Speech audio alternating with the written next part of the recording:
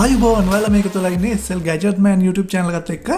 ඉතින් ශ්‍රී ලංකා ටෙලිකොම් ආයතනය අලුතෙන්ම හඳුන්වා දීලා තියෙන මෙන්න මේ Tozed M60 කියන රවුටර් එකේ පොඩි quick review එකක් තමයි මම අද වීඩියෝ එකකින් අරගෙන ආවේ.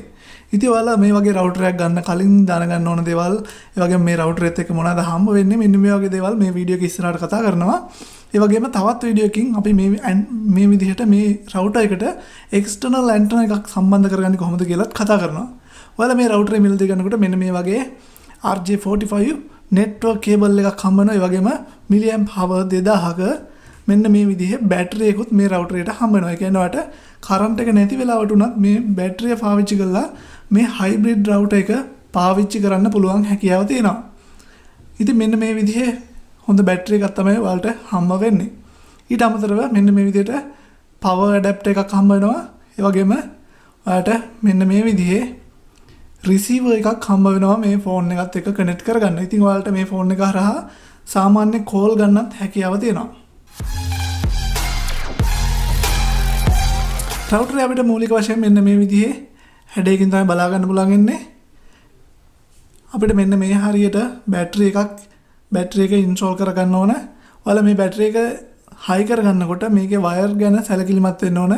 පහළ ෆෝන් එකේ සඳහන් කරලා තියෙන විදිහටම වයර් සම්බන්ධ කරගන්න ඕන. වයර් මාරු කරලා සම්බන්ධ කරොත් අනිවාර්යයෙන්ම මේ රවුටර් එකට හානියක් වෙන්න පුළුවන්. ඉතින් මෙන්න මේ විදිහට තමයි බැටරිය කනෙක්ට් කරගන්න ඕන.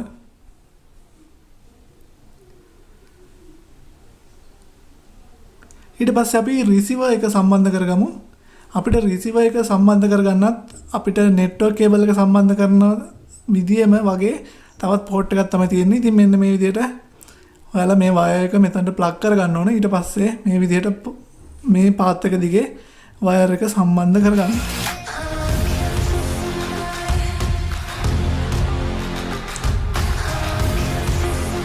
හරි, ප්‍රධාන වශයෙන් අපිට කරන්න ඕන දේවල් ටික මෙන්න මේ විදිහට තමයි තියෙන්නේ.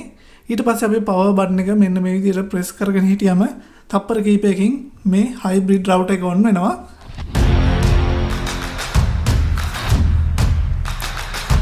හරි, ඉතින් මෙන්න මේ විදිහේ ස්ක්‍රීන් එකක් තමයි අපිට මුලින්ම බලා ගන්න ලැබෙන්නේ.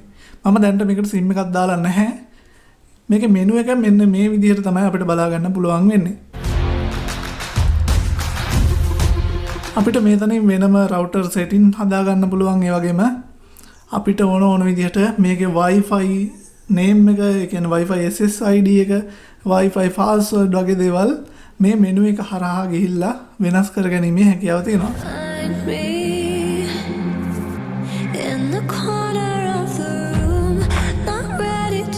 ඉතින් අපිට බැටරි එකකුත් තියෙන හින්දා මේ රවුටරේ ගොඩක් ප්‍රයෝජනවත් වෙනවා. ඔයාලා මේ වගේ රවුටර් එකක් පාවිච්චි කරනවා නම් මේ රවුටරේ හොඳ නරක අනිවාර්යයෙන්ම පහලින් කමෙන්ට් කරන්න. ඉතින් මම නම් මෙතනදී මට මේක ස්පීඩ් ටෙස්ට් එකක් නම් කරන්න බැරි වුණා. මොකද මේ හරියට මං ඉන්න හරියට කවරේජ් එක නැති හින්දා.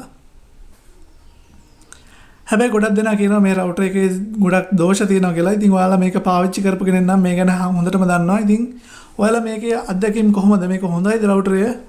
එහෙම නැත්නම් රවුටරය හොඳ නැද්ද කියලා පහලින් කමෙන්ට් එකක් දාන්න අනිවාර්යයෙන්ම.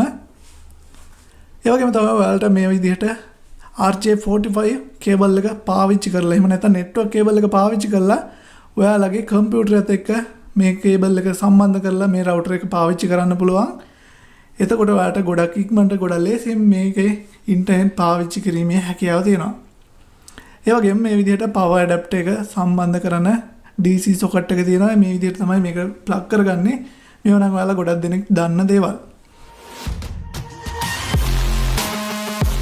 වීඩියෝ එක බලවට ඔයාලට ගොඩක්ම ස්තුතියි. ඉතින් ඔයාලා මොකක් හරි දෙයක් අලුතෙන් ඉගෙන ගන්න ඇති කියලා හිතනවා. ඒ වගේම මේ වගේ ගොඩක් වීඩියෝ මගේ channel එකේ කරලා තියෙනවා. ඉතින් ඔයාලට පුළුවන් පහලින් තියෙන රතු පාට subscribe කියන බටන් එක click කරලා මගේ channel එකත් එක්ක දිගටම එකතු වෙලා ඉන්න. එතකොට පුළුවන් ඔයාලට මේ වගේ දාන අලුත්ම වීඩියෝ නොමිලේම ඔයාගේ phone එකට, ඒ වගේම desktop computer notification එකක් විදිහට ගෙන්න ගන්න. ඒකට කරන්න තියෙන්නේ පහලින් තියෙනවා notification button එක, subscribe button එකට එහා පැත්තේ ඒක click කරලා all කියන එක select කරන්න.